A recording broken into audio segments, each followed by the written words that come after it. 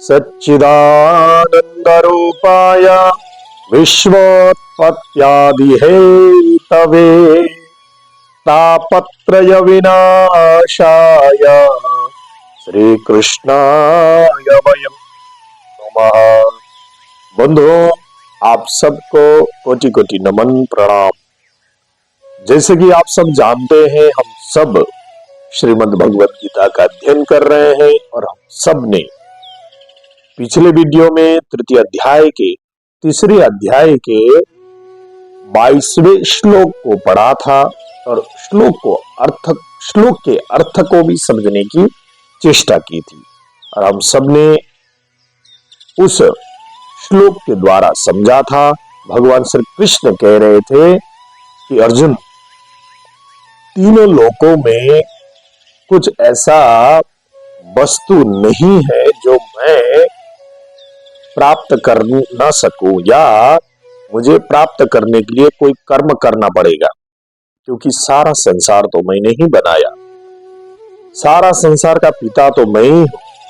परंतु फिर भी बिना कर्म किए हुए मुझे सब कुछ मिल सकता है, प्राप्त कर सकता हूं, फिर भी मैं कर्म करता रहता हूं। क्यों? आगे इस श्लोक में भगवान कह रहे हैं कि भगवान स्वयं क्यों कर्म करते हैं। भगवान कहते हैं, यदि हय्यहं न वर्तेयं जातु कर्मण्यतन्द्रितः मम वर्त्मानुवर्तन्ते मनुष्याः पार्थ सर्वशः। भगवान कहते हैं, अर्जुन, यदि मैं कदाचित सावधान होकर कर्म न करूं तो बड़ी हानि हो सकती है।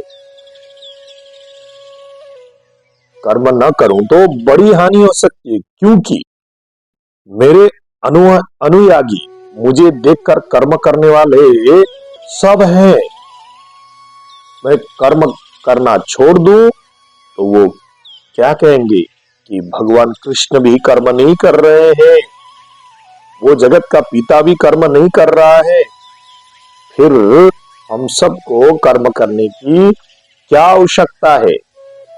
तो मैं इसलिए कर्म कर रहा हूं कि मुझे देखकर सब भी कर्म कर सकें।